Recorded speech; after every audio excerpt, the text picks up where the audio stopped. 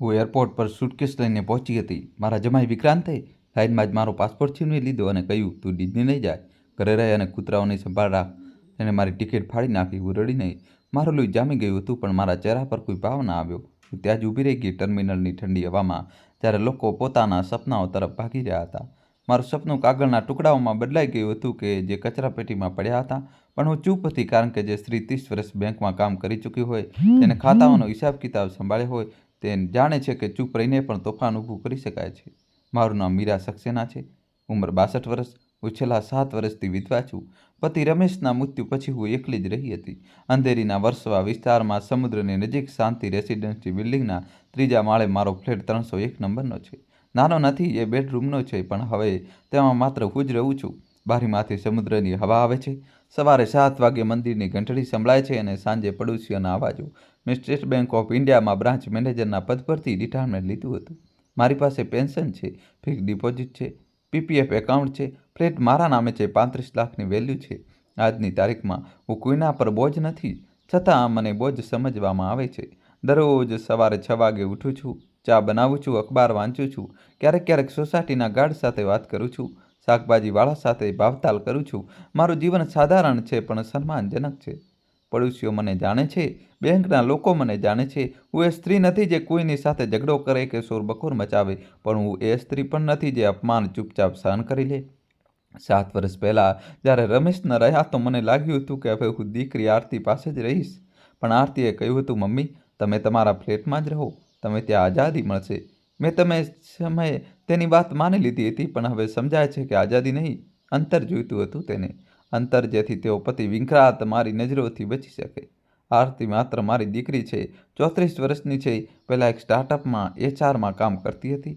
લગ્ન પહેલાં તે એટલી જ જીવંત દિલની હતી. પોતાના નિર્ણયો જાતે લેતી હતી, પોતાનો સેલેરી જાતે મેનેજ કરતી હતી. પણ 4 વર્ષ પહેલાં જ્યારે તેના લગ્ન વિક્રાંત સાથે થયા તો ધીમે ધીમે તે બદલાવા લાગી.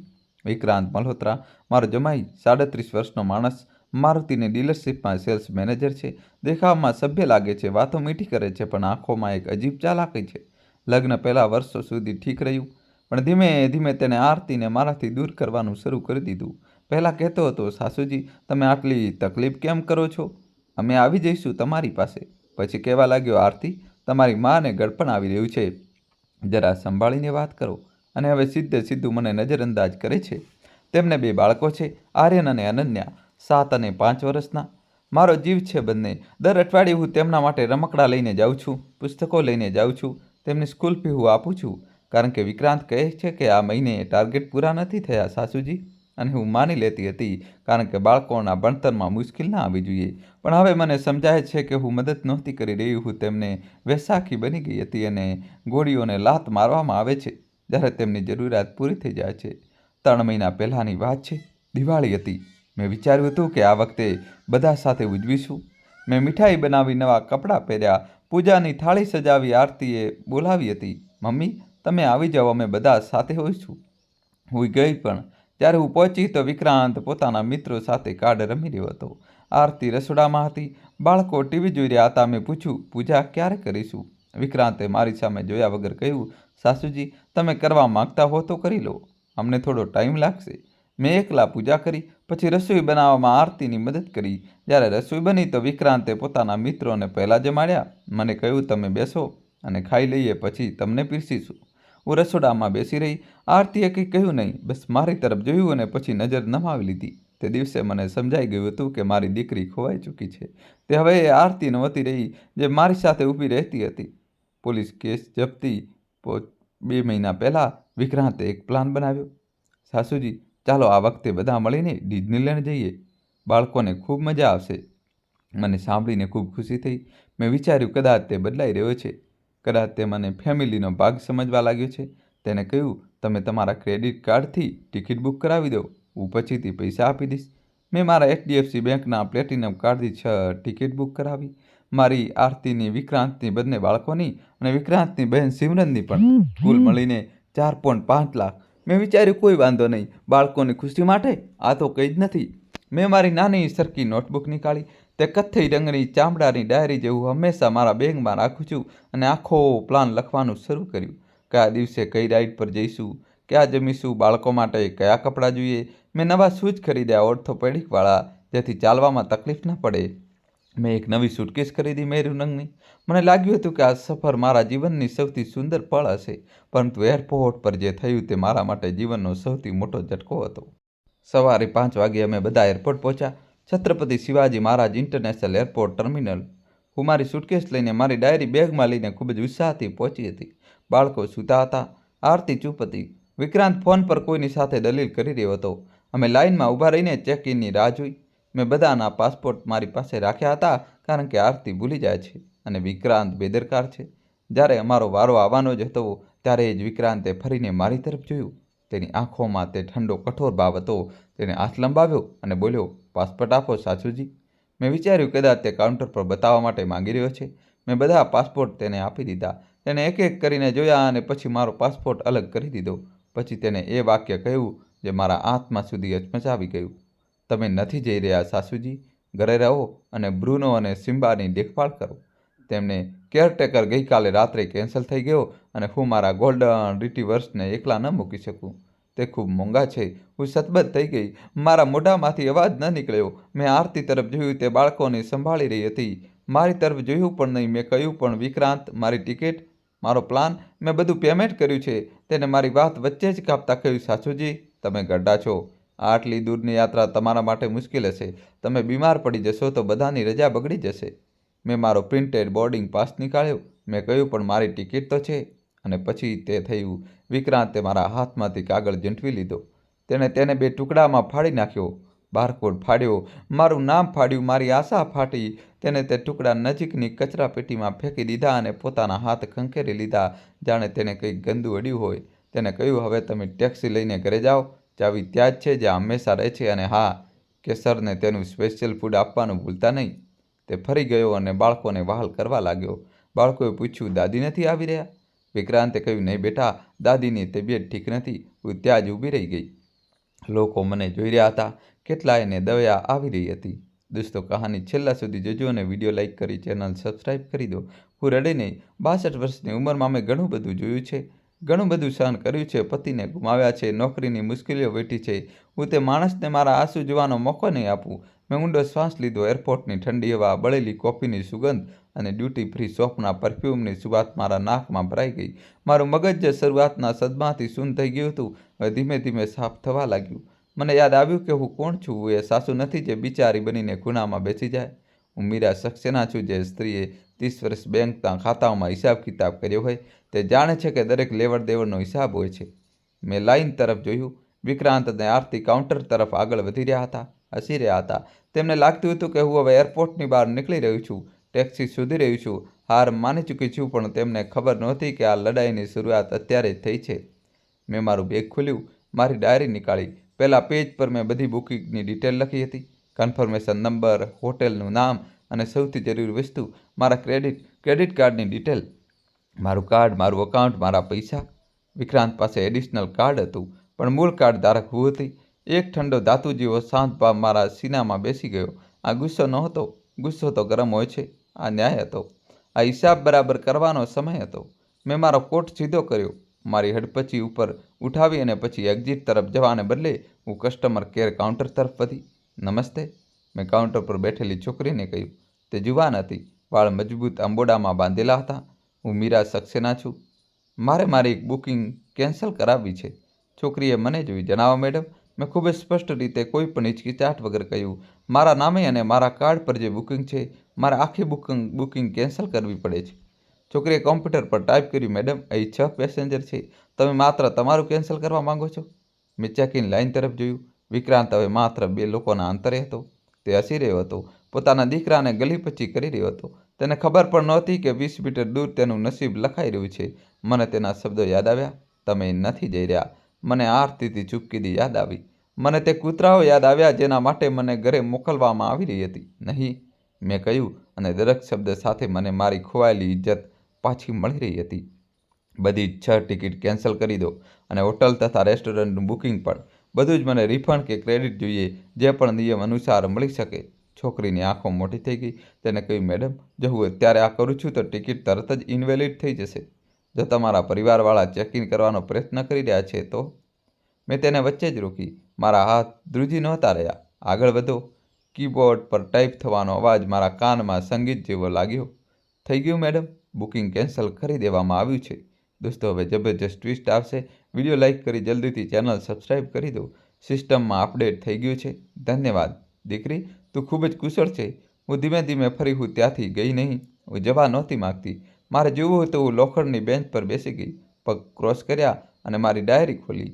મેં તે પ્રવાસની યોજનાને જે મેં આટલા પ્રેમથી બનાવી હતી એક ઘાટી કાળી લાઇનથી છેકી નાખી.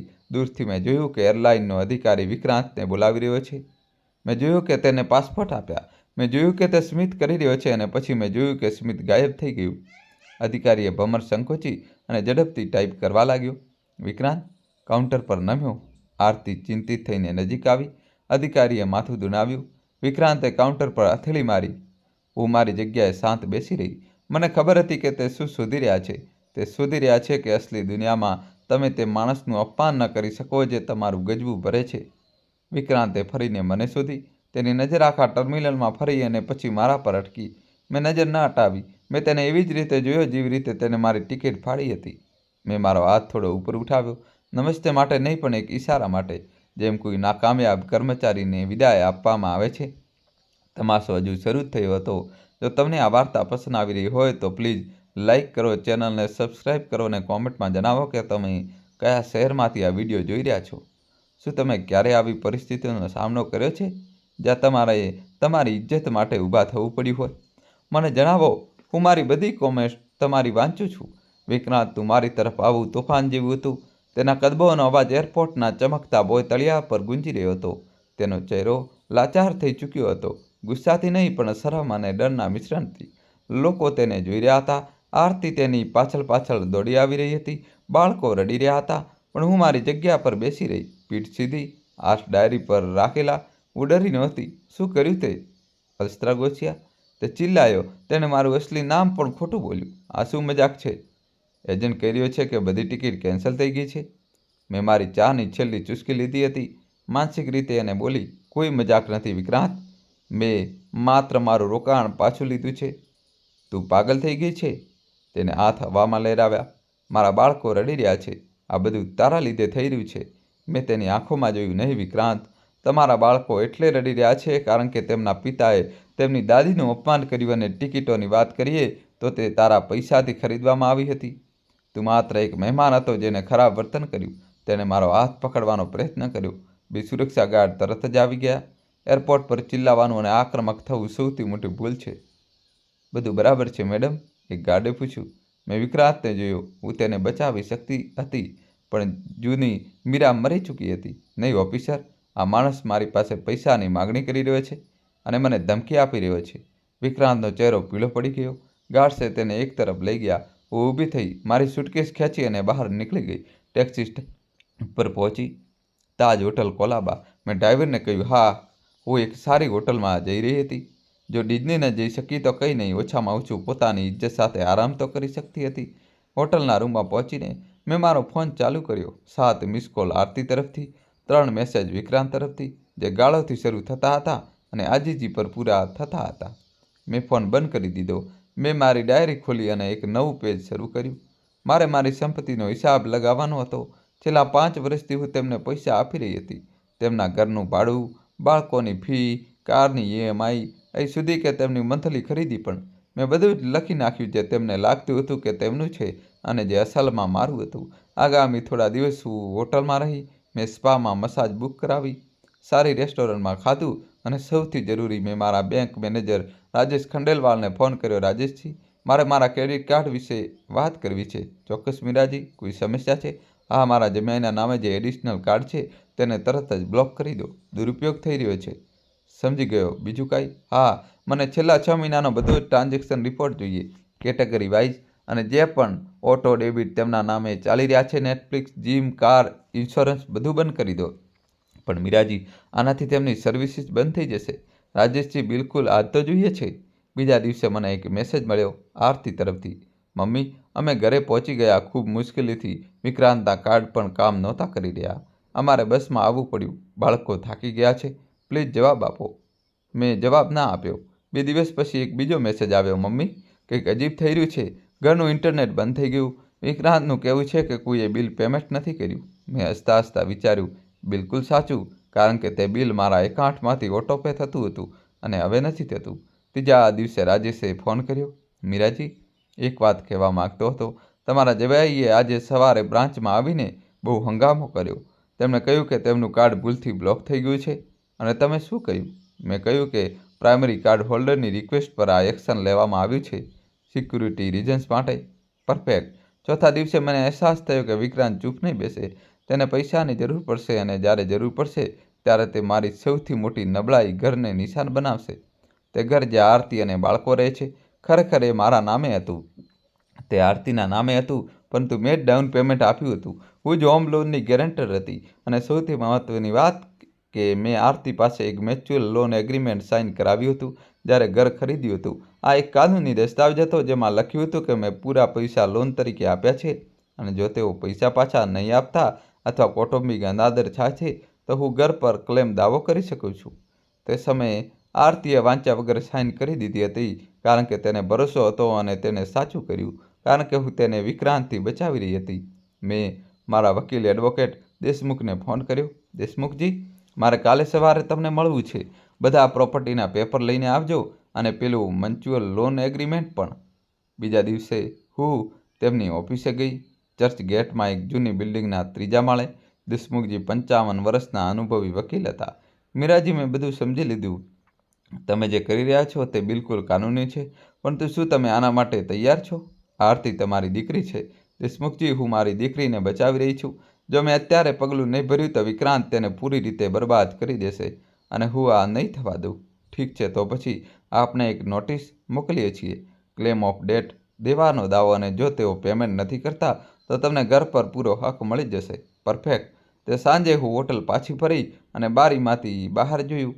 મુંબઈની રોશની ઝગમગી રહી હતી. મને આરતીની યાદ આવી. નાની આરતી જે મારી સાથે કિચનમાં ઊભી રહીને રોટલી બનાવતા શીખતી હતી. પરંતુ તે આરતી હવે નથી રહી. હવે તે એક એવી સ્ત્રી બની ગઈ હતી જે પોતાની માતાના અપમાન પર ચૂપ રહી શકતી હતી. મારે તેને પાછી લાવવી હતી અને તેના માટે મારે કઠોર બનવું પડશે. આવતા અઠવાડિયે મને એક બીજો મેસેજ મળ્યો. મમ્મી, ઘરનું એસી પણ બંધ થઈ ગયું છે. ગરમી બહુ છે. વિક્રાંત કહી રહ્યો છે કે આ બધી તમારી સાજિશ છે. મેં પહેલી વાર જવાબ આપ્યો, દીકરી, એસીનું બિલ પણ હું જ ભરતી હતી. હવે નથી ભરી રહી. જો તારે ઠંડક જોઈતી હોય તો તારા પતિને કહો કે કામ કરે. આરતીએ તરત જ ફોન કર્યો. મેં ઉપાડ્યો. મમ્મી, આ શું થઈ રહ્યું છે? તું અમારાથી નફરત કરવા લાગી છે કે શું? નફરત નહીં આરતી, પ્રેમ. અસલી પ્રેમ જે શીખવાડે છે, જે સીમાઓ બતાવે છે. પણ બાળકો પરેશાન થઈ રહ્યા છે. બાળકો ઠીક છે, તેમની પાસે પુસ્તકો છે, રમકડા છે. તેમની પાસે એ નથી જે સૌથી જરૂરી છે, પ્રામાણિકતા. માતા પિતા. 2 દિવસ પછી વિક્રાંતે પોતે ફોન કર્યો. સાસુજી, હું માફી માંગુ છું, ભૂલ થઈ ગઈ. પ્લીઝ પાછા આવી જાઓ, બધું ઠીક કરી લઈએ છીએ. વિક્રાંત, માફી શબ્દોથી નહીં પણ કર્મોથી માંગવામાં આવે છે. તે મારી ટિકિટ ફાડી. હવે હું તમારી જિંદગીમાંથી મારી મદદ ફાડી રહી છું. જોઈએ છીએ કેવી રીતે મેનેજ કરો છો. તમે એમને બરબાદ કરી દેશો. ના, હું તને અસલિયત વાસ્તવિકતા બતાવી રહ્યું છું. મેં ફોન કાપી નાખ્યો. તે રાત્રે મને ઊંઘ સારી આવી. અઠવાડિયામાં પહેલીવાર. બીજા દિવસે રાજેશે ફરી ફોન કર્યો. મીરાજી, એક વાત વધુ જણાવવા માંગતો હતો. તમારા જમાઈએ આજે કોઈ ગુજમાન નામના માણસને મળવાની વાત કરી હતી. તે એક મની લેન્ડર, નાણાં ધીરનાર છે. ખતરનાક માણસ. મારું દિલ ધ્રુજી ગયું. ગુંજમાન? આ નામ મેં પહેલાં સાંભળ્યું હતું. તે લોકોને ઊંચા વ્યાજદરે પૈસા આપતો હતો અને પછી તેમની પ્રોપર્ટી ઝડપી લેતો હતો. જો વિક્રાંત તેની પાસે ગયો તો ઘરને કોલ્ટર ગીરવી તરીકે આપવાનો પ્રયત્ન કરશે. રાજેશજી, ધન્યવાદ. આ માહિતી ખૂબ જ જરૂરી હતી. મેં તરત જ દેશમુખજીને ફોન કર્યો. દેશમુખજી, નોટિસ તરત જ મોકલી દો, કાલ સવાર સુધીમાં, અને રજિસ્ટ્રાર ઓફિસમાં એક નોંધ કરાવી દો કે તે પ્રોપર્ટી પર મારો ક્લેમ છે. કોઈ પણ લોન તે ઘર પર લઈ શકાય નહીં. સમજી ગયો? તમે બિલકુલ સાચી કહી રહ્યા છો. દોસ્તો, તે સાંજે હું મારા રૂમમાં બેઠી અને વિચાર્યું કે વિક્રાંતને લાગતું હતું કે તે મને હરાવી શકે છે, પરંતુ તેને ખબર નહોતી કે મેં 30 વર્ષ બેંકમાં કામ કર્યું છે. હું જાણું છું કે પૈસા કેવી રીતે ચાલે છે, કાગળો કેવી રીતે કામ કરે છે. મેં મારી ડાયરીમાં લખ્યું, યુદ્ધ માત્ર શરૂ થયું છે પણ હું જીતીશ, કારણ કે મારી પાસે સત્ય છે, કાગળો છે અને સૌથી જરૂરી આત્મસન્માન છે. બીજા દિવસે મેં વધુ એક પગલું ભર્યું. મેં મારા જૂના મિત્ર અને સોસાયટીના સેક્રેટરી શ્રીમતી કુલકર્ણીને ફોન કર્યો. કુલકર્ણીજી, મારા આરતીની સોસાયટીના ગાર્ડ સાથે વાત કરવી છે. શું તમે તેનો નંબર આપી શકો છો? હા મીરાજી, પણ કેમ? બસ એક નાની માહિતી જોઈએ છે. મને ગાર્ડનો નંબર મળ્યો. મેં ફોન કર્યો. નમસ્તે, હું મીરા સક્સેના બોલી રહી છું, આરતીની માતા. હા મેડમ, કેવી રીતે મદદ કરી શકું? ગયા અઠવાડિયે વિક્રાંત સાહેબે કોઈને મળવા માટે કેટલાક કાગળો લઈને આવ્યા હતા. હા મેડમ, એક માણસ આવ્યો હતો. તેની ગાડી બહુ મોટી હતી. તેઓ બહુ મોડે સુધી વાત કરતા હતા. શુક્રિયા. હવે મને પાક્કી ખાતરી થઈ ગઈ. વિક્રાંત પ્લાન બનાવી રહ્યો હતો. તે ઘર વેચવા કે ગીરવી રાખવાનું વિચારી રહ્યો હતો, પરંતુ તેને ખબર નહોતી કે હું દરેક પગલે તેનાથી 10 ડગલા આગળ હતી. મેં દેશમુખજીને ફરી ફોન કર્યો. કાલે સવારે આરતી અને વિક્રાંતને તમારી ઓફિસે બોલાવો. સત્તાવાર નોટિસ. જો તેઓ નહીં આવે તો કાનૂની કાર્યવાહી. ઠીક છે મીરાજી, પરંતુ શું તમે તૈયાર છો? આ સરળ નહીં હોય. દેશમુખજી, હું જન્મથી તૈયાર છું.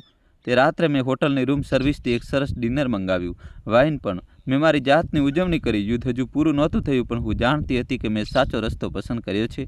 મેં બારીમાંથી બહાર જોયું. મુંબઈની રાત ખૂબસૂરત હોય છે અને હું આઝાદ અનુભવી રહી હતી. વર્ષોમાં પહેલીવાર. બીજી સવારે હું દેશમુખજીની ઓફિસે પહોંચી. 9 વાગ્યે. હું હંમેશા સમયની પાબંદી રહી છું. ઓફિસમાં લાકડાના પોલિશની સુગંધ હતી અને તાજી બનેલી કોફીની ખુશ્બુ. હું લીલા ચામડાની ખુરશી પર બેઠી, મારી ડાયરી સામે રાખી. દેશમુખજીએ મને એક ફાઇલ આપી. મીરાજી, આ તમારા બધા દસ્તાવેજો, mutual loan agreement, property paper અને સૌથી જરૂરી તમારા બેંક એકાઉન્ટનું છેલ્લા 6 મહિનાનું સ્ટેટમેન્ટ. મેં ફાઇલ ખોલી. પહેલું પાનું જોતાં આજ મારો શ્વાસ અટકી ગયો. મારા ક્રેડિટ કાર્ડથી કરાયેલા ખર્ચની યાદી હતી. 6 airline ticket 52,000, Disneyland hotel booking 80,000, restaurant pre booking 50,000, કુલ મળીને 1,82,000 ફક્ત આ એક ટ્રીપ માટે. પરંતુ આ તો શરૂઆત હતી. આગલા પાના પર બીજા પણ ટ્રાન્ઝેક્શન હતા. છેલ્લા 3 મહિનામાં પેટ્રોલ માટે 45,000, રેસ્ટોરન્ટમાં 35,000, ઓનલાઈન શોપિંગ 40,000થી વધુ. વિક્રાંતના એડિશનલ ક્રેડિટ કાર્ડથી મારું માથું ભમવા લાગ્યું. મેં પાણી પીધું. દેશમુખજીએ કહ્યું, મીરાજી, આ બધા તમારા પૈસા છે અને આને તમારી પરવાનગી વગર ખર્ચ કરવામાં આવ્યા છે. પણ મેં તો એડિશનલ કાર્ડ આપ્યું હતું તેને ઇમરજન્સી માટે. 7 લાખની ટ્રીપ ઇમરજન્સી નથી, આ દુરુપયોગ છે. મેં આગલું પાનું પલટાવ્યું અને પછી મારું લોહી ખરેખર થીજી ગયું. એક સ્કેન કરેલી ઇમેજ હતી, એક દસ્તાવેજની draft copy. Power of attorney, Vikrant મલ્હોત્રાને અપાતી મારી બધી સંપત્તિ પર પૂર્ણ અધિકાર. આ શું છે? મારો અવાજ કાંપી ગયો. દેશમુખજીએ પોતાના ચશ્મા ઉતાર્યા. મીરાજી, આ એક ડ્રાફ્ટ છે જે મને એક સૂત્ર પાસેથી મળ્યો છે. વિક્રાંત કોઈ નોટરી પાસે આ બનાવડાવવા ગયો હતો. હજુ સુધી આના પર તમારી સાઇન નથી, પરંતુ તે પ્રયત્ન કરી રહ્યો છે. તો મતલબ એ કે તમારી પાસે સાઇન કરાવવાનો પ્લાન કરી રહ્યો હતો. કદાચ કોઈ બાને કે આ ટેક્સ માટે છે અથવા બેંકનું ફોર્મ છે એમ કહીને. જો તમે સાઇન કરી દીધી હોત તો તે તમારા ફ્લેટને વેચી શકત, તમારા બેંક એકાઉન્ટમાંથી પૈસા ઉપાડી શકત, બધું જ. મારા હાથ ધ્રુજવા લાગ્યા. મેં કપને ટેબલ પર મૂક્યો. મને લાગ્યું જાણે રૂમ ફરી રહ્યો છે. હજી પણ છે. દેશમુખજીએ વધુ એક પાનું કાઢ્યું. આ જુઓ. સબ રજિસ્ટ્રાર ઓફિસમાં એક એપ્લિકેશન ફાઇલ કરવામાં આવી હતી. તમારી પ્રોપર્ટીમાં આરતી સાથે નિશા સિમરનને, વિક્રાંતની બહેનને જોઈન્ટ ઓનર તરીકે જોડવા માટે. શું? મારો અવાજ અત્યાર સુધીનો સૌથી મોટો હતો. હા, પરંતુ તે એપ્લિકેશન રિજેક્ટ થઈ ગઈ કારણ કે તમારી સંમતિની જરૂર હતી અને કારણ કે મેં ગયા અઠવાડિયે ત્યાં એક નોટ દર્જ કરાવી દીધી હતી કે આ પ્રોપર્ટી પર તમારો ક્લેમ છે. હું ખુરશીમાં ફસડાઈ પડી. મારું દિલ ઝડપથી ધડકી રહ્યું હતું. મને વિશ્વાસ નહોતો થતો. વિક્રાંત માત્ર મારા પૈસા જ નહોતો લઈ રહ્યો, તે મારી જિંદગી, મારી સુરક્ષા, મારું ઘર, બધું જ હડપવાનો પ્રયત્ન કરી રહ્યો હતો. દોસ્તો, કહાની છેલ્લા સુધી જોજો અને વિડીયો લાઇક કરીને ચેનલ સબસ્ક્રાઈબ કરી દો. દેશમુખજી, જો મેં તે પીઓએ સાઇન કરી દીધું હોત તો આજે તમે રસ્તા પર હોત, બેઘર, અને તે તમારા ફ્લેટમાં હોત. મેં ઊંડો શ્વાસ લીધો. મારી આંખોમાં આંસુ આવી ગયા, પણ મેં તેને લૂછી લીધા. રડવાનો સમય નહોતો, હવે નિર્ણયનો સમય હતો. મારે શું કરવું જોઈએ? મેં પૂછ્યું. દેશમુખજીએ પોતાની આંગળીઓ જોડી. પહેલું પગલું, તરત જ તમારા બધા બેંક એકાઉન્ટ્સમાં એલર્ટ મુકાવો. કોઈ પણ મોટી રકમ ઉપાડતા પહેલાં તમને MMS અને કોલ આવે. બીજું, તમારા ફ્લેટના બધા ઓરિજિનલ પેપર એક બેંક લોકરમાં મૂકી દો. ત્રીજું અને સૌથી જરૂરી, તેમને આજે જ બોલાવો અને સચ્ચાઈથી સામસામે કરાવો. આજે? હા, જેટલી રાહ જોશો એટલું તેઓ ખતરનાક પગલું ભરી શકે છે. ગુજમાન જેવા લોકો રાહ નથી જોતા. મેં માથું હલાવ્યું. ઠીક છે, એમને બોલાવી લો. હું ઓફિસથી બહાર નીકળી અને સીધી HDFC બેંક ગઈ. રાજેશ મને જોતા જ સમજી ગયો કે કંઈક ગંભીર છે. મીરાજી, બેસો.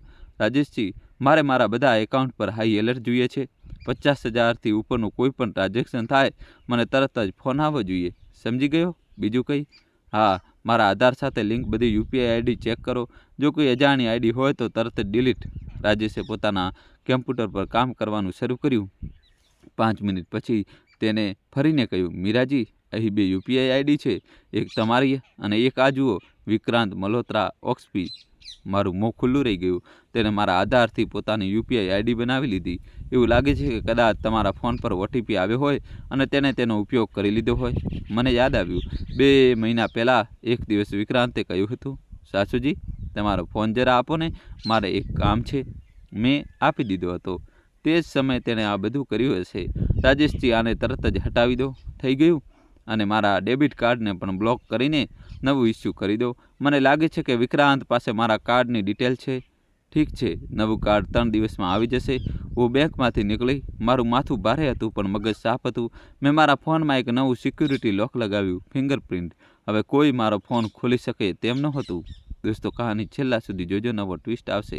હું હોટેલ પાછી ફરી અને મારા રૂમમાં બેસી ગઈ. મેં મારી ડાયરી ખોલી અને એક નવું પાનું શરૂ કર્યું. ટાઇટલ લખ્યું, પુરાવા. પછી એક એક કરીને બધું લખ્યું. એરપોર્ટ પર અપમાન, 7 લાખના ખર્ચા, પીઓએના ડ્રાફ્ટ, યુપીઆઈ આઈડીની ચોરી, પ્રોપર્ટીમાં નામ જોડવાનો પ્રયત્ન, દરેક વસ્તુ તારીખ અને સમય સાથે. સાંજે મને દેશમુખજીનો ફોન આવ્યો, મીરાજી, આરતી અને વિક્રાંત કાલે સવારે 11 વાગે આવી રહ્યા છે. મેં તેમને રજિસ્ટર નોટિસ મોકલી છે. જો નહીં આવે તો કાનૂની કાર્યવાહી થશે. ઠીક છે, હું તૈયાર રહીશ. તે રાત્રે મને ઊંઘ ના આવી. હું વારંવાર વિચારતી રહી કે કાલે શું થશે. શું આરતી મારો સાથ આપશે? શું વિક્રાંત જૂઠું બોલશે? શું હું પૂરતી મજબૂત છું? પરંતુ જ્યારે પણ મને શંકા થતી, હું તે પીઓએનું પાનું યાદ કરતી, તે દસ્તાવેજ જેનાથી તે મને બેઘર કરી શકતો હતો, અને પછી મારો ઈરાદો પાકો થઈ જતો. સવારે 6 વાગે હું ઉઠી, નાહી, એક વાદળી સાડી પહેરી, વાળ બાંધ્યા, હળવો મેકઅપ કર્યો. હું નબળી દેખાવા નહોતી માગતી. મારે શક્તિશાળી દેખાવું હતું, કારણ કે આજે હું માત્ર મીરા નહોતી, આજે હું એક યોદ્ધા હતી. 10 વાગે હું દેશમુખજીની ઓફિસે પહોંચી. 11 વાગે દરવાજો ખુલ્યો. આરતી અને વિક્રાંત અંદર આવ્યા. આરતીના ચહેરા પર થાક હતો. તેના વાળ વિખરાયેલા હતા, કોઈ મેકઅપ નહોતો. વિક્રાંતના કપડાં મેલા હતા. તે બંને તૂટી ગયેલા લાગતા હતા. સારું, મને કોઈ દયા ના આવી. બેસો, દેશમુખજીએ કહ્યું. તો બેઠા. વિક્રાંતે મારી સામું ઘૂર્યું. આ બધું શું નાટક છે, સાસુજી? તમે અમને અહીં કેમ બોલાવ્યા? મેં કંઈ ન કહ્યું. દેશમુખજીએ એક ફાઇલ તેમની સામે મૂકી દીધી. આ ખોલો અને વાંચો. વિક્રાંતે ફાઇલ ખોલી. પહેલું પાનું જોતાં જ તેનો ચહેરો પીળો પડી ગયો. આ ક્યાંથી મળ્યું તમને? તેનાથી કોઈ ફેર નથી પડતો, દેશમુખજીએ કહ્યું. આ એક પીઓએનો ડ્રાફ્ટ છે જે તમને બનાવડાવ્યો હતો, અને આ તેમને આગલું પાનું બતાવ્યું. તમારી સબ રજિસ્ટ્રારમાં એપ્લિકેશન છે. આરતીએ પાનું જોયું. તેની આંખો મોટી થઈ ગઈ. વિક્રાંત, આ શું છે? કંઈ નથી. વિક્રાંતે જૂઠું બોલવાનો પ્રયત્ન કર્યો. આ માત્ર એક બેકઅપ પ્લાન હતો. Backup plan? મેં પહેલી વાર બોલ્યું. મારા અવાજમાં ઠંડક હતી. તું મને બેઘર કરવાનો પ્લાન કરી રહ્યો હતો? વિક્રાંત, આ બેકઅપ નથી, આ દગાખોરી છે. તમે ખોટું સમજી રહ્યા છો. ચૂપ રહો. મેં અવાજ ઊંચો કર્યો. મેં 30 વર્ષ બેંકમાં કામ કર્યું છે. હું દરેક દુકાનને, છેતરપિંડીને ઓળખું છું. તે મારા ક્રેડિટ કાર્ડમાંથી 7 લાખ ખર્ચ કર્યા, મારા આધારથી યુપીઆઈ બનાવી, મારા ફ્લેટ પર પોતાની બહેનનું નામ જોડવાનો પ્રયત્ન કર્યો, અને હવે તું કહે છે કે હું ખોટું સમજી રહી છું? વિક્રાંત ચૂપ થઈ ગયો. આરતી રડવા લાગી. મમ્મી, મને ખબર નહોતી. મને ખરેખર ખબર નહોતી. મેં તેની તરફ જોયું. આરતી, હું જાણું છું કે તને ખબર નહોતી, પરંતુ તે મારો સાથ પણ ના આપ્યો. એરપોર્ટ પર જ્યારે આણે મારું અપમાન કર્યું ત્યારે તું ચૂપ રહી. જ્યારે હું રસોડામાં એકલી બેસી રહી ત્યારે તે કંઈ ન કહ્યું. તે આ માણસને મારા કરતાં વધુ પસંદ કર્યો, અને આજે તારે આનું પરિણામ ભોગવવું પડશે. દેશમુખજીએ બોલવાનું શરૂ કર્યું. મીરાજીએ જે ઘર તમને આપ્યું હતું તે ખરેખર એક લોન હતી, એક કાનૂની એગ્રીમેન્ટ હેઠળ, અને હવે તમારી બદસલુકી અને દગાખોરીને કારણે તેઓ પૂરી રકમ માંગી રહ્યા છે. 3 કરોડ 40 લાખ. વિક્રાંતની આંખો ખુલી રહી ગઈ. 3 કરોડ? અમારી પાસે આટલા પૈસા ક્યાં છે? ઠીક છે, દેશમુખજીએ કહ્યું, તો ઘર મીરાજીના નામે ટ્રાન્સફર થઈ જશે? ના. આરતી ચીસ પાડી ઉઠી. તે મારા બાળકોનું ઘર છે. મેં તેની તરફ જોયું. આરતી, મારા પૌત્ર પૌત્રીઓનું ઘર મારી પાસે સુરક્ષિત રહેશે, પરંતુ હવે હું નક્કી કરીશ કે તેમાં કોણ કહેશે. વિક્રાંતે ટેબલ પર મુક્કો માર્યો. તમે અમને બરબાદ કરી રહ્યા છો? ના. મેં શાંતિથી કહ્યું. હું તમને સચ્ચાઈ બતાવી રહી છું. તે દિવસે ઓફિસથી નીકળ્યા પછી મેં એક નિર્ણય લીધો. હું સીધી હોટલ ના ગઈ. હું મારા ઘરે ગઈ. વર્સોવાના શાંતિ રેસિડેન્ટ ફ્લેટ 301. જ્યારે મેં દરવાજો ખોલ્યો તો અંદરની હવા વાસી હતી. 2 અઠવાડિયાથી ઘર બંધ હતું. મેં બારીઓ ખોલી, સમુદ્રની હવા અંદર આવી. મેં મારું સુટકેસ મૂક્યું અને સોફા પર બેસી ગઈ. મારું પોતાનું ઘર, મારી પોતાની જગ્યા. અહીં હું સુરક્ષિત હતી. અહીં કોઈ મારું અપમાન નહોતું કરી શકતું. મેં મારી ડાયરી કાઢી અને આગલું પગલું લખ્યું. સામાન્ય દેખાવું, દેખરેખ રાખવી, પુરાવા એકઠા કરવા. જો મારે વિક્રાંતને પૂરી રીતે હરાવવો હોય તો મારે તેની દરેક ચાલ જાણવી જરૂરી હતી અને તેના માટે મારે નજીક જવું પડશે.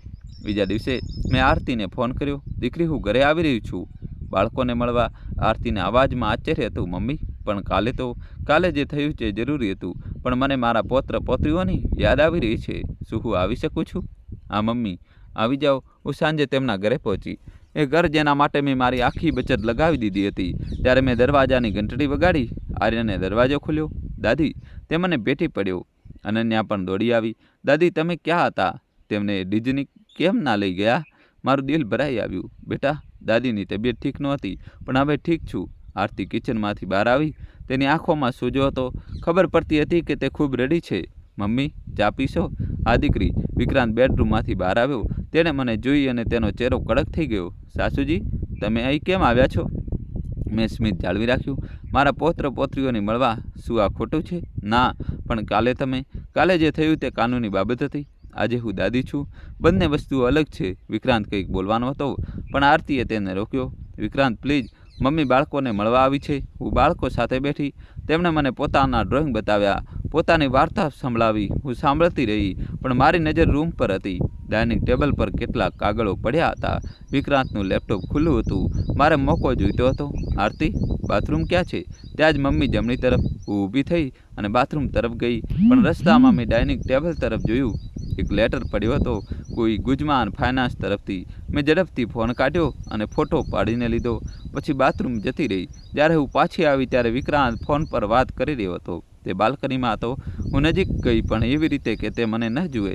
મેં સાંભળ્યું, હા ગુજમાનભાઈ, હું સમજુ છું, પરંતુ મને બે અઠવાડિયા આપો. હું મારી સાસુને મનાવી લઈશ, પ્રોપર્ટી પર હસ્તાક્ષર કરાવી દઈશ. મારું લોહી ઉકળી ગયું. તે હજી પણ મારા ઘરને ગીરવે રાખવાનું વિચારી રહ્યો હતો. ના, વિક્રાંતે ચાલુ રાખ્યું. હું પાકું કરી દઈશ. તે ઘરડી છે, ભૂલી જાય છે. હું તેની પાસે કંઈ પણ સાઇન કરાવી શકું છું. મેં મારા ફોનનું રેકોર્ડર ઓન કર્યું. અવાજ સાફ આવી રહ્યો હતો. હા, 5 લાખ તો તરત જ જોઈએ, બાકીના પછી આપીશ. ઘર 30 લાખનું છે. તમારા પૈસા સુરક્ષિત છે. મેં રેકોર્ડિંગ બંધ કર્યું. હવે મારી પાસે પુરાવો હતો. હું પાછી લિવિંગ રૂમમાં આવી. આરતી, મારે જવું પડશે. મોડું થઈ રહ્યું છે. રોકાઈ જાઓ ને માં, જમીને જજો. ના દીકરી, આજે નહીં, પણ હું કાલે ફરી આવીશ. ત્યારે હું ઘરથી નીકળી તો વિક્રાંત દરવાજા સુધી આવ્યો. તેણે ધીમેથી કહ્યું, સાસુજી, કાલવાળી વાત ભૂલી જજો. મેં ભૂલ કરી. હું માફી માંગુ છું, પરંતુ પ્લીઝ ઘરના કાગળોની બાબત છોડી દો. મેં તેની આંખોમાં જોયું. વિક્રાંત, માફી માત્ર શબ્દોથી નથી હોતી, કર્મોથી હોય છે. તો જણાવો, શું કરું? પહેલાં તારું જૂઠ બોલવાનું બંધ કર, પછી વિચારીશું. હું ત્યાંથી નીકળી ગઈ. ટેક્સીમાં બેસતા જ મેં દેશમુખજીને ફોન કર્યો. દેશમુખજી, મારી પાસે એક રેકોર્ડિંગ છે. વિક્રાંત ગુજમાન સાથે વાત કરી રહ્યો હતો. ઘર ગીરવે રાખવાની વાત કરી રહ્યો હતો. ખૂબ સરસ મીરાજી, આ ખૂબ કામ આવશે. આ મને મોકલી આપો. મોકલી રહ્યું છું. હું ઘરે પહોંચી અને મારી ડાયરીમાં નવા નોટ્સ લખ્યા. વિક્રાંત હાર નહીં માને. તે ફરીથી પ્રયત્ન કરશે. મારે તૈયાર રહેવું પડશે. આગલા 3 દિવસ હું રોજ આરતીના ઘરે ગઈ, બાળકોને મળવાના બહાને, પરંતુ અસલમાં હું વિક્રાંત પર નજર રાખી રહી હતી. ત્રીજા દિવસે તેણે મને એક કાગળ આપ્યો. સાસુજી, આ એક બેંકનું ફોર્મ છે. મને તમારી સહાયતા જોઈએ. તમારે બસ એ સાઇન કરવાની છે. મેં કાગળ લીધો. ઉપર લખ્યું હતું SBI નોમિની ચેન્જ ફોર્મ, પરંતુ જ્યારે મેં ધ્યાનથી જોયું તો નીચે નાના અક્ષરોમાં લખ્યું હતું જોઈન્ટ એકાઉન્ટ એગ્રીમેન્ટ. વિક્રાંત, આ નોમિની ફોર્મ નથી, આ જોઈન્ટ એકાઉન્ટ ખોલવાનું ફોર્મ છે. તેનો ચહેરો પીળો પડી ગયો. ના સાસુજી, તમે ખોટું વાંચી રહ્યા છો. વિક્રાંત, મેં 30 વર્ષ બેંકમાં કામ કર્યું છે. તું મને મૂર્ખ ન બનાવી શકે. મેં કાગળ ફાડી નાખ્યો. જો તે ફરીથી આવવાનો પ્રયત્ન કર્યો તો હું સીધી પોલીસ પાસે જઈશ. હું ત્યાંથી ઊભી થઈને ચાલી ગઈ. આરતી મારી પાછળ આવી. માં, થોભો. શું છે આરતી? માં, વિક્રાંતને પૈસાની ખૂબ જરૂર છે. તેની કોઈ બિઝનેસ ડીલ ફેલ થઈ ગઈ. તેના પર 5 લાખનું દેવું છે. તો તે કામ કરે, ઈમાનદારીથી કમાય, મારા પૈસા અને મારી પ્રોપર્ટી હડપવાનો પ્રયત્ન ન કરે. પરંતુ માં, આરતી, તારે પસંદગી કરવી પડશે. પોતાના પતિની બેમાની કે પોતાના માની ઇજ્જત, બંને નહીં ચાલી શકે. આરતી રડી પડી. હું પાછળ વળ્યા વગર ચાલી ગઈ. તે રાત્રે મને દેશમુખજીનો ફોન આવ્યો. મીરાજી, મેં બધા પુરાવા જોઈ લીધા, રેકોર્ડિંગ, ફોટો, બેંક સ્ટેટમેન્ટ. હવે આપણે એક મોટી મિટિંગ બોલાવવી જોઈએ, બધાની સામે સચ્ચાઈ રાખવી જોઈએ. કોને બોલાવીએ?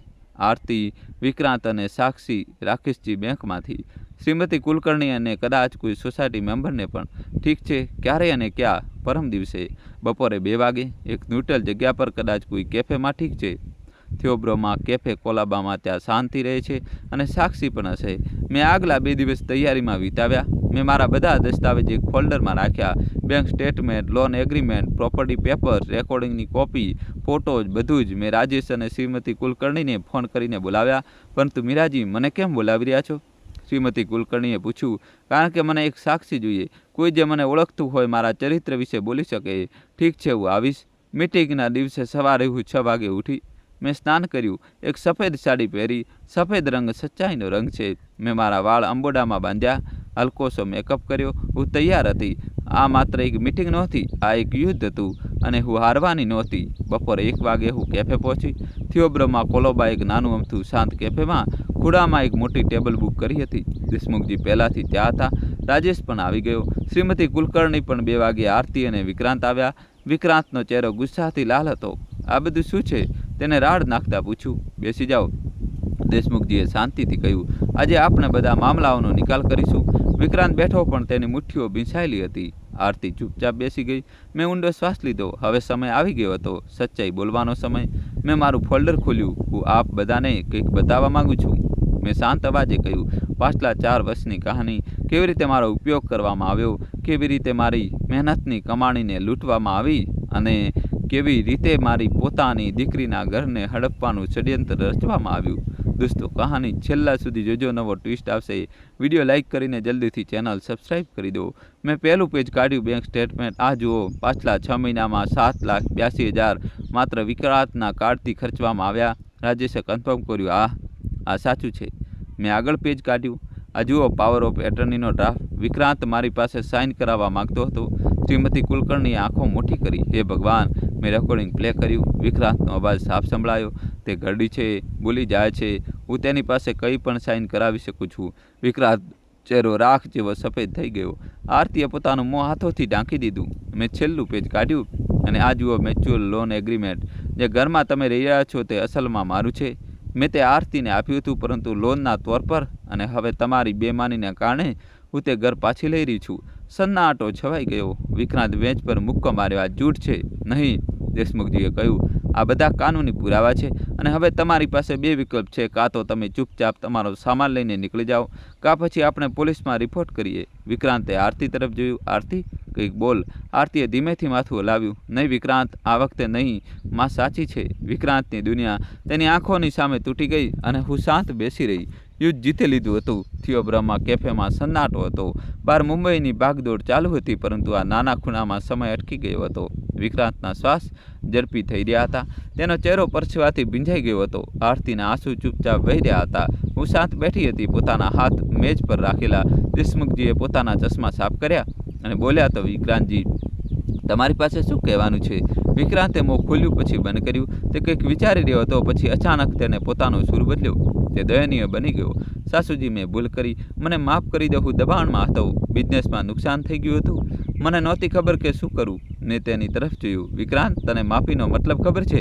માફી ત્યારે માંગવામાં આવે છે જ્યારે ભૂલ નાની હોય. તે તો ષડયંત્ર રચ્યું હતું, મને બેઘર કરવાનું, મારી સંપત્તિ હડપવાનું. ના સાસુજી, એવું નહોતું. ચૂપ. મારો અવાજ એટલો મોટો હતો કે કેફેના બીજા લોકો પણ જોવા લાગ્યા. તે મારી સાથે શું કર્યું તે હું બધાને જણાવી ચૂકી છું. હવે તું મારી સફાઈ ના આપ. મારે તારા બહાના નથી સાંભળવા. રાજેશે આગળ વધીને કહ્યું. વિક્રાંતજી, હું મીરાજીને 12 વર્ષથી ઓળખું છું. તેમણે ક્યારેય 1 રૂપિયાનો પણ ખોટો ઉપયોગ નથી કર્યો. અને તમે તેમના વિશ્વાસનું શું કર્યું? તેમના ક્રેડિટ કાર્ડથી 7 લાખ ઉડાવી દીધા. તેમના આધારથી યુપીઆઈ બનાવી લીધી. આ છેતરપિંડી છે. શ્રીમતી કુલકર્ણીએ પણ ઉમેર્યું. મીરાજી અમારી સોસાયટીની સૌથી સન્માનિત મહિલા છે અને તમે તેમની સાથે આવો વ્યવહાર કર્યો. શરમ નથી આવતી? વિક્રાંત હવે ખૂણામાં ફસાઈ ચૂક્યો હતો. તેને આરતી તરફ જોયું. આરતી, તું પણ કંઈક બોલ. હું તારો પતિ છું. આરતીએ પોતાનો ચહેરો ઉપર ઉઠાવ્યો. તેની આંખો લાલ હતી, પણ તેના અવાજમાં હવે એક નવી દ્રઢતા હતી. વિક્રાંત, તે મારી સાથે પણ જૂઠું બોલ્યું. તે કહ્યું હતું કે બિઝનેસ મારો ચાલી રહ્યો છે. તે કહ્યું હતું કે તું બધું સંભાળી રહ્યો છે, પરંતુ સાચું એ હતું કે માના પૈસા પર જીવી રહ્યો હતો અને હું એટલી બેવકૂફ હતી કે મને ખબર જ ન પડી. આરતી, મેં આ બધું તારા માટે કર્યું, મારા માટે. આરતીએ હસીને કહ્યું, તે મારા માટે શું કર્યું? તે મારી માનું અપમાન કર્યું, એરપોર્ટ પર તેમની ટિકિટ ફાડી નાખી, તેમની સાથે નોકર જેવો વ્યવહાર કર્યો અને હું ચૂપ રહી કારણ કે મને લાગ્યું કે લગ્નમાં કોમ્પ્રોમાઇઝ કરવું પડે છે. પરંતુ હવે મને સમજાયું કોમ્પ્રોમાઇઝ અને અપમાનમાં ફરક હોય છે. મેં મારી દીકરીને જોઈ. પહેલીવાર 4 વર્ષમાં મને તે જૂની આરતી દેખાઈ રહી હતી, તે આરતી જે પોતાની વાત રાખવા જાણતી હતી. દેશમુખજીએ ફાઇલમાંથી એક બીજો કાગળ કાઢ્યો. વિક્રાંતજી, હવે હું તમને જણાવું છું કે આગળ શું થશે. પહેલું, તમારે એ ઘરમાંથી નીકળવું પડશે. દોસ્તો, કહાની હજુ બાકી છે, છેલ્લા સુધી જોડાયેલા રહેજો. હવે મીરાજીની પૂર્ણ માલિકીમાં છે શું? પરંતુ મારા બાળકો, તમારા બાળકો આરતી સાથે રહેશે અને આરતી મીરાજીની સાથે ત્યાં સુધી રહી શકે છે જ્યાં સુધી તે ઈચ્છે. કા પછી મીરાજી તેમને એ જ ઘરમાં રહેવાની મંજૂરી આપી શકે છે. આ તેમનો નિર્ણય છે, તમારો નહીં. વિક્રાંતનો ચહેરો લાલ થઈ ગયો. આ ખોટું છે, હું મારા બાળકોને છોડીને ન જઈ શકું. મેં આખરે બોલ્યું, વિક્રાંત, અને બાળકોને મળવાનો હક છે, પરંતુ માત્ર ત્યારે જ્યારે તું સાચો માણસ બનીશ. અને સૌથી પહેલાં તારે 7 લાખ પાછા કરવા પડશે જે તે મારા કાર્ડથી ખર્ચ કર્યા. 7 લાખ? મારી પાસે એટલા પૈસા ક્યાં છે? તો કમાઓ, કામ કરો, 3 મહિનાનો સમય આપું છું. જો તે પૈસા પાછા ન કર્યા તો હું પોલીસ રિપોર્ટ કરીશ. રાજેશે જોડ્યું, અને વિક્રાંતજી, જો તમને ગુજમાન કે અન્ય કોઈ મની લેન્ડર સાથે સંપર્ક કરવાનો પ્રયત્ન કર્યો તો અમે તરત જ કાનૂની કાર્યવાહી કરીશું. એ પ્રોપર્ટી પર હવે મીરાજીનો પૂરો હક છે. તમે તેને કોલ લેટરના તોર પર ન આપી શકો. વિક્રાંતે મેજ પર પોતાનું માથું મૂકી દીધું. તે હારી ચૂક્યો હતો. દેશમુખજીએ કાગળ આગળ વધાર્યો. આ એક એગ્રીમેન્ટ છે. આમાં લખ્યું છે કે તમે સ્વેચ્છાએ એ ઘર છોડી રહ્યા છો. તમે મીરાજીને 7 લાખ 3 મહિના હપ્તામાં પાછા કરશો અને કે તમે આરતી અને બાળકોને હેરાન નહીં કરો. જો તમે આ સાઇન કરી દો છો તો અમે પોલીસ કેસ નહીં કરીએ. વિક્રાંતે કાગળ તરફ જોયું. તેના હાથ ધ્રુજી રહ્યા હતા. અને જો હું સાઇન નહીં કરું તો અમે કાલે સવારે પોલીસ સ્ટેશન જઈશું. દેશમુખજીએ શાંતિથી કહ્યું, છેતરપિંડી, દસ્તાવેજ, જાળસાજી અને નાણાકીય શોષણના આરોપ લગાવીશું. તમને જેલ થઈ શકે છે. વિક્રાંતે આરતી તરફ જોયું.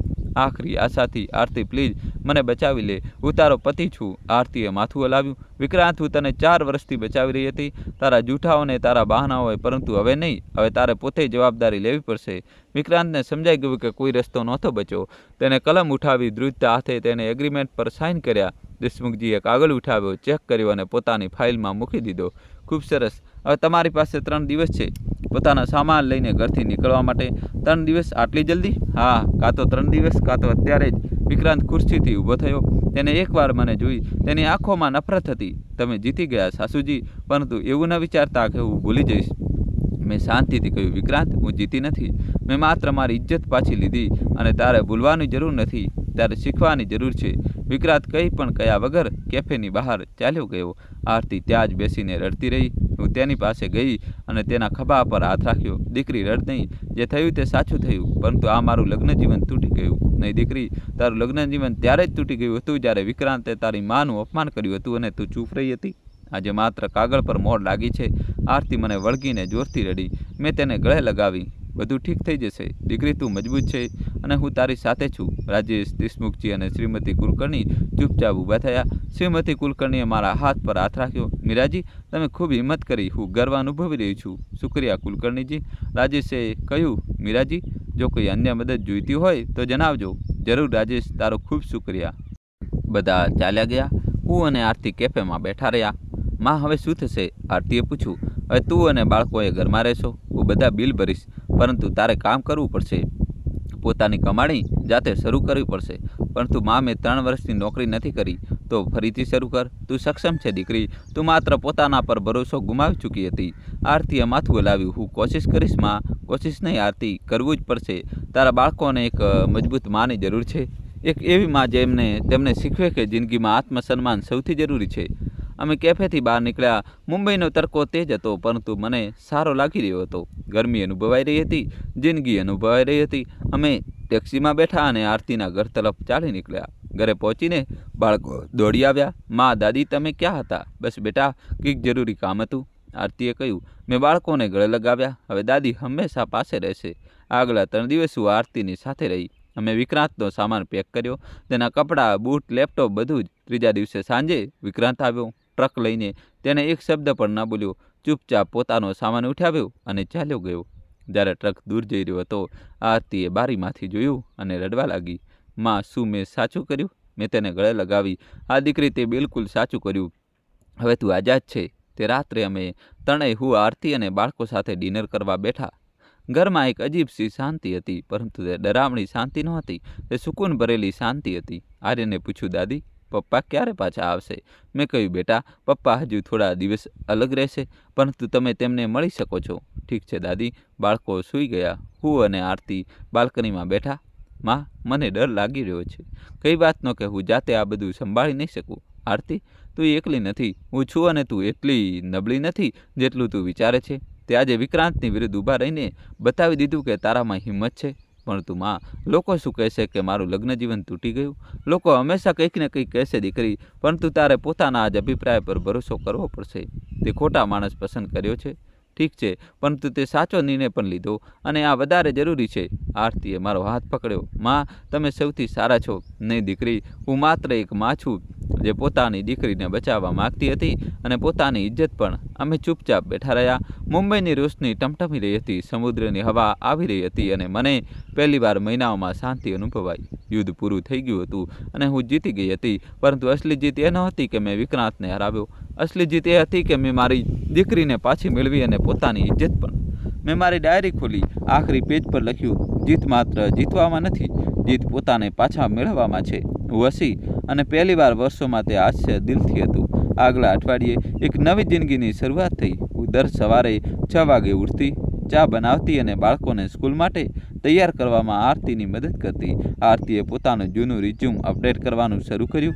મેં તેને બેસાડીને સમજાવી, દીકરી, તારી પાસે સ્કિલ છે, તે HRમાં કામ કર્યું છે, બસ થોડો વિશ્વાસ જોઈએ. પરંતુ માં, 3 વર્ષનો ગેપ છે. કોણ મને નોકરી આપશે? જે તારી કાબિલિયત જોશે તે આપશે, બાકીની ચિંતા મત કર. આરતીએ Naukri.com પર પોતાની પ્રોફાઇલ બનાવી, લિંકડ પર પણ. પહેલા અઠવાડિયે કંઈ ન થયું. બીજા અઠવાડિયે એક કોલ આવ્યો, એક નાની એવી કંપનીમાંથી, પાર્ટ ટાઈમ HR આસિસ્ટન્ટનું પદ. સેલેરી વધારે નહોતી, 15,000 મહિનો, પરંતુ શરૂઆત હતી. માં, મને ઇન્ટરવ્યૂ માટે બોલાવી છે. ખૂબ સરસ, જાઓ અને કોન્ફિડન્સની વાત કરજે.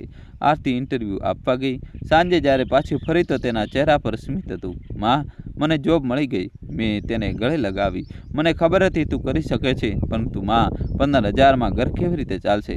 દીકરી, ઘર ચલાવવાની ચિંતા હું કરીશ, તો પોતાના પર ફોકસ કર. 15,000 આજે છે, કાલે 30 થઈ જશે. બસ લાગી રહે. આરતીએ કામ શરૂ કર્યું. સવારે 9 વાગ્યાથી સાંજે 3 વાગ્યા સુધી.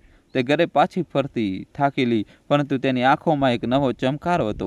તે પોતાના પૈસા કમાઈ રહી હતી. તે જ અઠવાડિયે મને વિક્રાંતનો ફોન આવ્યો. સાજુજી, પૈસા વિશે વાત કરવી છે. આ બોલ.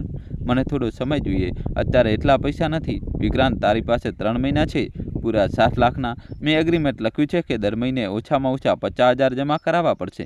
50,000 એટલા ક્યાંથી લાવીશ? જ્યાંથી તે મારા પૈસા ઉડાવ્યા ત્યાંથી લાવ. કામ પર ઓવરટાઈમ કર, પાર્ટ ટાઈમ કંઈક બીજું કર. મને કોઈ રસ નથી. કેવી રીતે? મને માત્ર પૈસા જોઈએ, પરંતુ કોઈ પરંતુ નહીં. જો પહેલા મહિનાના આખરી દિવસે પૈસા ના આવ્યા તો હું સીધી પોલીસ પાસે જઈશ.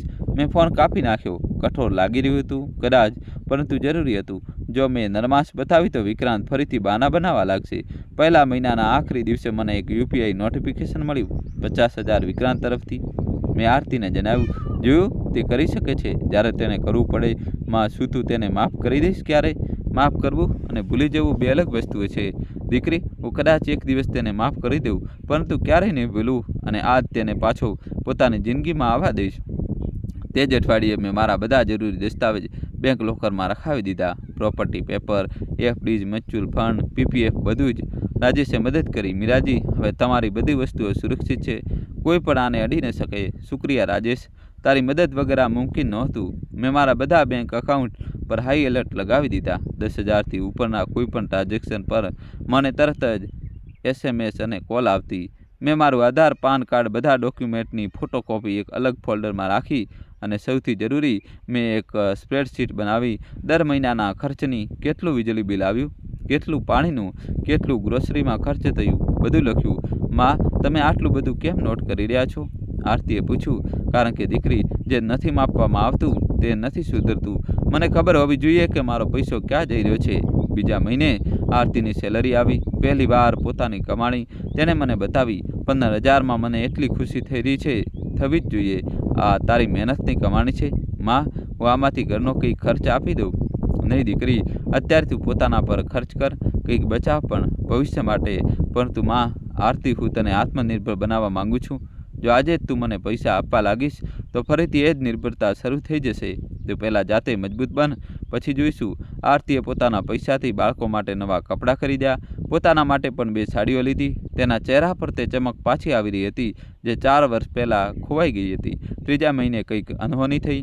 વિક્રાંત તરફથી પૈસા ના આવ્યા. મેં રાહ જોઈ આખરી દિવસ સુધી. કંઈ નહીં, મેં દેશમુખજીને ફોન કર્યો. દેશમુખજી, વિક્રાંતે આ મહિને પેમેન્ટ નથી કર્યું. તો હવે શું કરવાનું છે?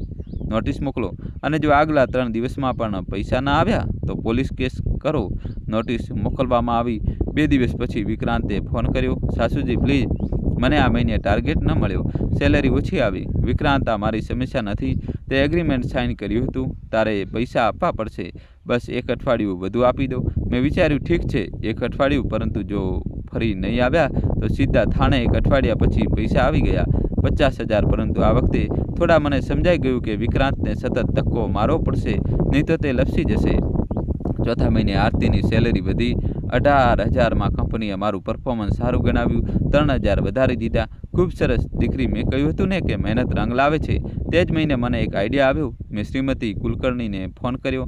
કુલકર્ણીજી, શું હું મારી સોસાયટીમાં એક વર્કશોપ કરી શકું છું? કેવી વર્કશોપ? ફાઇનાન્શિયલ સિક્યુરિટી વિશે, ખાસ કરીને વડીલો માટે. કેવી રીતે પોતાના પૈસા અને દસ્તાવેજ સુરક્ષિત રાખવા. દોસ્તો, કહાની છેલ્લા સુધી જોજો. નવો ટ્વિસ્ટ આવશે, નવું શીખવા મળશે. વિડીયો લાઇક કરીને જલ્દીથી ચેનલ સબસ્ક્રાઈબ કરી દો. કેવી રીતે છેતરપિંડીથી બચવું? વાહ મીરાજી, ખૂબ સરસ આઈડિયા છે. હું RWD મિટિંગમાં પ્રપોઝ કરું છું. આગલા અઠવાડિયે મને મંજૂરી મળી ગઈ. મેં એક પ્રેઝન્ટેશન તૈયાર કર્યું. પાવરપોઈન્ટમાં નહીં, કારણ કે મને વધારે ટેકનોલોજી નથી આવડતી, પરંતુ મેં ચાર્ટ બનાવ્યા, પોઈન્ટ લખ્યા. વર્કશોપનો દિવસ આવ્યો. સોસાયટીના કમ્યુનિટી હોલમાં 20 લોકો આવ્યા, મોટાભાગે વડીલો. મેં શરૂઆત કરી, નમસ્તે, હું મીરા સક્સેના. મેં 30 વર્ષ બેંકોમાં કામ કર્યું છે. આજે હું તમને જણાવવા માંગુ છું કે કેવી રીતે પોતાની મહેનતની કમાણીને સુરક્ષિત રાખવી. મેં મારી કહાની શેર કરી. એરપોર્ટના વાક્યો, PIOનું ષડયંત્ર, UPIની ચોરી, બધું જ. લોકો ચોંક્યા. આ બધું અમારી સાથે પણ થઈ શકે છે. એક વડીલ સજ્જને પૂછ્યું. બિલકુલ, જો તમે સાવધાન નહીં રહો.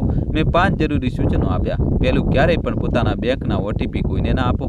બીજું, પોતાના જરૂરી દસ્તાવેજ લોકરમાં રાખો. ત્રીજું, દર મહિને બેંક સ્ટેટમેન્ટ ચેક કરો. ચોથું, પોતાના આધાર અને પાનને લિંક કરો, પરંતુ દર 3 મહિનામાં ચેક કરો કે કોઈ અજાણી UPI તો નથી બની. 5મું, પરિવાર પર ભરોસો કરો, પરંતુ અંધ ભરોસો નહીં. Trust but verify. મેં કઈ લોકોએ તાળીઓ વગાડી. વર્ષો પછી ઘણા લોકો મારી પાસે આવ્યા. મીરાજી, તમે અમારી આંખો ખોલી દીધી. મીરાજી, શું તમે દર મહિને આવી વર્કશોપ કરી શકો છો? મને સારું લાગ્યું. મને લાગ્યું કે હું કંઈક ઉપયોગી કરી રહી છું. આગલા થોડા મહિના આવી જ રીતે વીત્યા. આરતી કામમાં આગળ વધતી ગઈ. 6થા મહિને તેની સેલરી 22,000 થઈ ગઈ. બાળકો સ્કૂલમાં સારું કરી રહ્યા હતા. વિક્રાંત દર મહિને પૈસા મોકલતો રહ્યો. ક્યારેક સમય પર, ક્યારેક મોડા, પરંતુ મોકલતો રહ્યો. તેને બાળકોને દર 2 અઠવાડિયે મળવાની મંજૂરી હતી. તે પાર્કમાં આવતો, તેમની સાથે 2 કલાક વિતાવતો અને ચાલ્યો જતો. બાળકોએ પૂછવાનું બંધ કરી દીધું કે પપ્પા ઘરે કેમ નથી આવતા.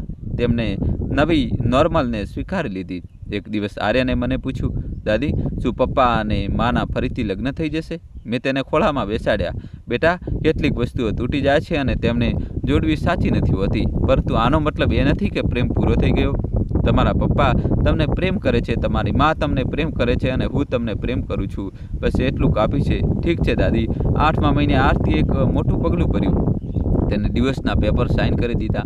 માં, મને લાગે છે કે આ સાચું છે. હું આગળ વધવા માંગતી હતી. દીકરી, હું તારી સાથે છું. ડિવોર્સ મચ્યુઅલ કન્ટેન્ટ પરસ્પર સંમતિથી થઈ ગયા.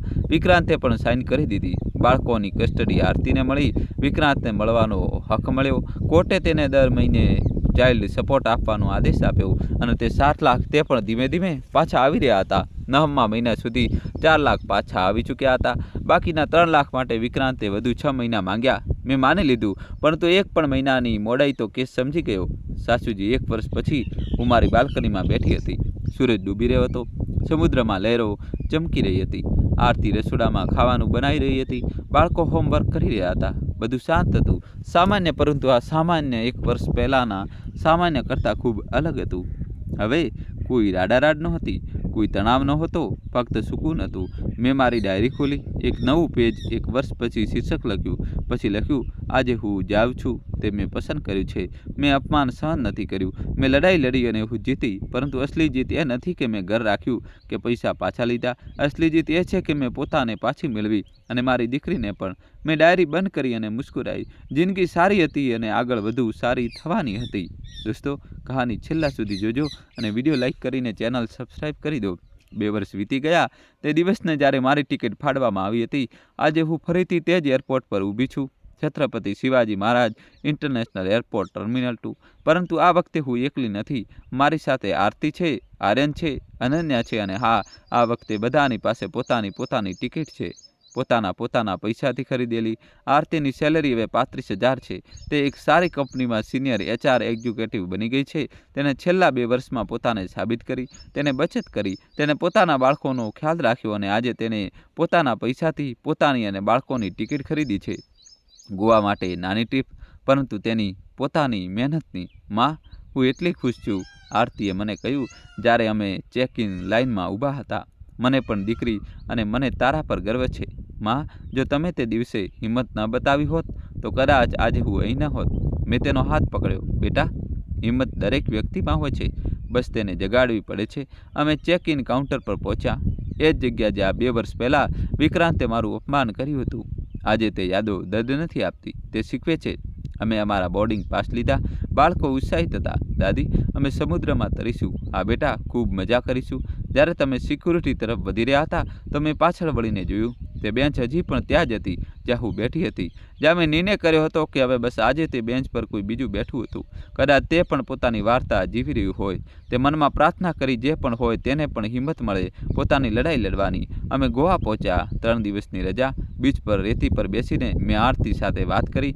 દીકરી, વિક્રાંત કેવો છે આજકાલ? ઠીક છે માં, તેને પૂરા 7 લાખ પાછા કરી દીધા. ગયા મહિને છેલ્લો હપ્તો આવ્યો. સારું છે અને હા, તેને એક નાની જોબ જોઈન કરી છે, કોઈ સેલ્સની. તે હવે જમીન પર છે, રિયાલિટી સમજી રહ્યો છે. કદાચ તેને પણ સબક મળી ગયો. માં, શું તમે ક્યારેય વાત કરશો? મારો મતલબ નોર્મલ રીતે મેં વિચાર્યું, કદાચ એક દિવસ, પરંતુ અત્યારે નહીં. અત્યારે જખમ ભરાઈ રહ્યા છે, સમય લાગશે. અમે 3 દિવસ ત્યાં રહ્યા, સમુદ્રમાં તર્યા, ખાવાનું ખાધું, હસ્યા અને મને લાગ્યું કે આજ અસલી ડિઝની છે. પરિવાર સાથે, વિના કોઈ તણાવના, વિના કોઈ ડરના, ખુશ રહેવું. જ્યારે અમે મુંબઈ પાછા ફર્યા તો મને દેશમુખજીનો ફોન આવ્યો. મીરાજી, એક સારા સમાચાર છે. વિક્રાંતે પોતાના ઘરની જવાબદારી સંભાળી લીધી છે. તેણે એક નાનો ફ્લેટ ભાડે લીધો છે અને બાળકોને નિયમિત રૂપે મળી રહ્યો છે. સારું છે, ઓછામાં ઓછું તે પોતાની જવાબદારી સમજી રહ્યો છે. અને એક વાત બીજી, તેણે મને કહ્યું તે કે તમારી માફી માંગવા માંગે છે, આમને સામને. મેં વિચાર્યું, અત્યારે નહીં દેશમુખજી, કદાચ થોડા મહિના પછી. અત્યારે હું તૈયાર નથી, સમજી શકું છું. દોસ્તો, કહાની છેલ્લા સુધી જોજો અને ચેનલ સબસ્ક્રાઈબ કરી દો. મહિના વીતતા ગયા. હું મારી ફાઇનાન્શિયલ સિક્યુરિટી વર્કશોપ જારી રાખતી હતી. હવે બીજી સોસાયટીમાંથી પણ બોલાવ આવવા લાગ્યા. મીરાજી, અમારી સોસાયટીમાં પણ આવો. મેં હા પાડી દીધી. આ મારો ઉદ્દેશ બની ગયો હતો, વડીલોને, ખાસ કરીને વૃદ્ધ મહિલાઓને જાગૃત કરવા. એક દિવસ એક વૃદ્ધ મહિલા મારી પાસે આવી. મીરાજી, મારો દીકરો મારી પાસે પ્રોપર્ટી પેપર્સ માંગી રહ્યો છે. કહે છે કે તે સુરક્ષિત રાખશે. હું શું કરું? મેં કહ્યું, તમે પોતે રાખો બેંક લોકરમાં. જો દીકરો સાચો હશે તો તેને કોઈ આપત્તિ નહીં હોય, અને જો આપત્તિ છે તો સમજી જાઓ કે કંઈ ગડબડ છે. તે મહિલા રડી પડી. મીરાજી, હું ડરી રહી હતી કે હું ખોટું વિચારી રહી છું, પરંતુ તમે મારો વિશ્વાસ વધારી દીધો. મને સારું લાગ્યું, હું કોઈની મદદ કરી શકતી હતી. 1 વર્ષ વધુ વીતી ગયું. આરતીનું પ્રમોશન થયું. હવે તે ટીમ લીડ બની ગઈ હતી. 400 સેલરી. માં, હવે હું મારું ઘર લઈ શકું છું. મેં કહ્યું, દીકરી, ઘર તો તારી પાસે છે. તે જે તું અત્યારે રહી છે, પરંતુ તે તમારું છે. નહીં આરતી, હવે તે તારું છે. મેં નિર્ણય કર્યો છે, હું તે ઘરના પેપર તારા નામે ટ્રાન્સફર કરી રહી છું, વિના કોઈ લોન એગ્રીમેન્ટના, ગિફ્ટ ડીડના તौर પર. આરતી રડી પડી. માં, પરંતુ કેમ? તે તમારી જાયદાદ છે દીકરી. જાયદાદનું શું કરીશ? મારી પાસે મારો ફ્લેટ છે, FD છે, હું આરામથી રહી શકું છું અને તને સુરક્ષિત જોવી મારી સૌથી મોટી ખુશી છે. પરંતુ માં, કોઈ પરંતુ નહીં. આ મારો નિર્ણય છે અને હા, એક શરત છે. શું? તું તો ઘરમાં હંમેશા પોતાના પગ પર ઊભી રહીશ, કોઈના પર નિર્ભર નહીં થાય. અને મારી દીકરી અનન્યાને પણ આ જ શીખવીશ. વાદો કરું છું. માં, પેપર ટ્રાન્સફર થઈ ગયા. આરતી હવે તે ઘરની અસલી માલિકન હતી અને મને ચેન મળ્યો. મેં મારી જવાબદારી પૂરી કરી દીધી હતી. આજે હું 63 વર્ષની છું. મારા વાળ પૂરા સફેદ થઈ ગયા છે, પરંતુ મારું મગજ હજી પણ તે જ છે. મારી રીઢ હજી પણ સીધી છે અને મારી આત્મા હજી પણ મજબૂત છે. હું દર મહિને આરતી અને બાળકોને મળું છું. અમે સાથે ખાવાનું ખાઈએ છીએ, ફિલ્મ જોઈએ છીએ, વાતો કરીએ છીએ. વિક્રાંત પણ ક્યારેક ક્યારેક બાળકોને મળવા આવે છે. હવે તે પહેલાં જેવો અહંકારી નથી રહ્યો. તેને જમીની હકીકત જોઈ લીધી છે.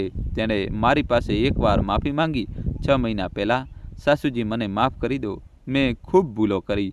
મેં કહ્યું, વિક્રાંત, હું તને માફ કરું છું, પરંતુ ભૂલતી નથી.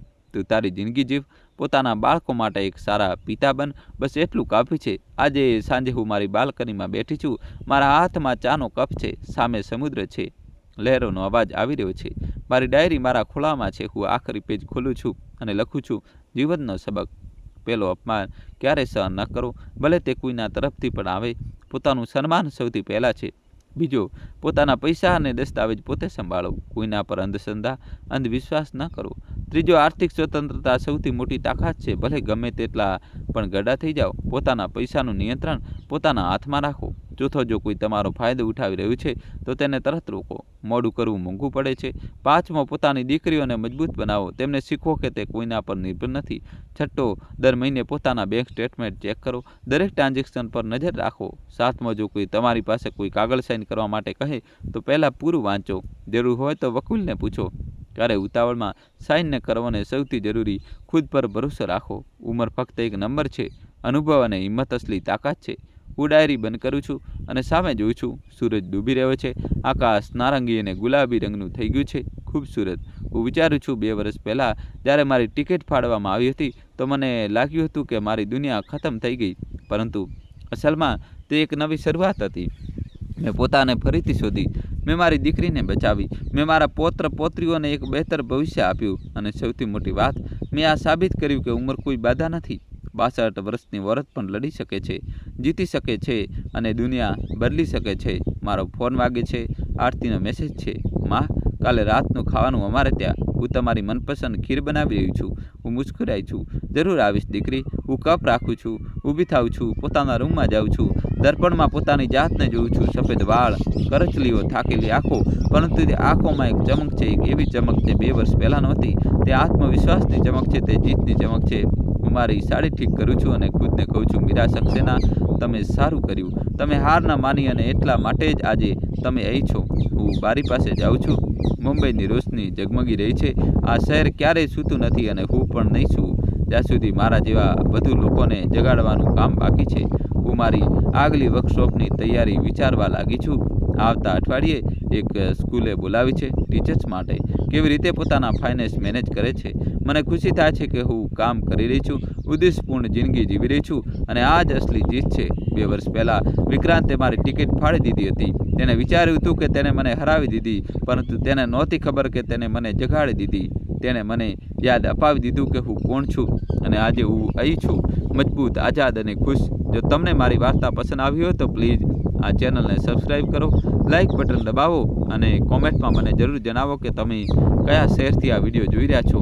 શું તમે પણ ક્યારેય આવી સ્થિતિનો સામનો કર્યો છે? શું તમે પણ ક્યારેય પોતાની ઇજ્જત માટે લડાઈ લડી છે? મને જણાવો. હું તમારા દરેક કોમેન્ટનો જવાબ આપીશ. યાદ રાખો, ઉંમર ફક્ત એક નંબર છે. અસલી તાકાત તમારી અંદર છે. પોતાનો અવાજ ઉઠાવો, પોતાની ઇજ્જતની રક્ષા કરો અને ક્યારેય પણ કોઈનું પોતાનું અપમાન કરવાની ઇજ્જત ના આપો, ભલે તે તમારું પોતાનું જ કેમ ન હોય. મારું નામ મીરા સક્સેના છે. હું 62 વર્ષની છું અને મેં મારી લડાઈ જીતી છે. તમે પણ જીતી શકો છો. બસ હિંમત જોઈએ અને ખુદ પર ભરોસો. ધન્યવાદ, નમસ્તે અને યાદ રાખો, જિંદગીમાં ક્યારેય હાર ન માનો, કેમ કે જ્યાં સુધી તમે લડી રહ્યા છો તમે જીતી રહ્યા છો. અને દોસ્તો, આ કહાનીને બધા કોમેન્ટમાં જય શ્રી કૃષ્ણ લખો અને બધા સાથે શેર કરો. તમારા ગ્રુપોમાં મિત્રો સાથે શેર કરો. થેન્ક યુ, ધન્યવાદ, દિલથી આભાર.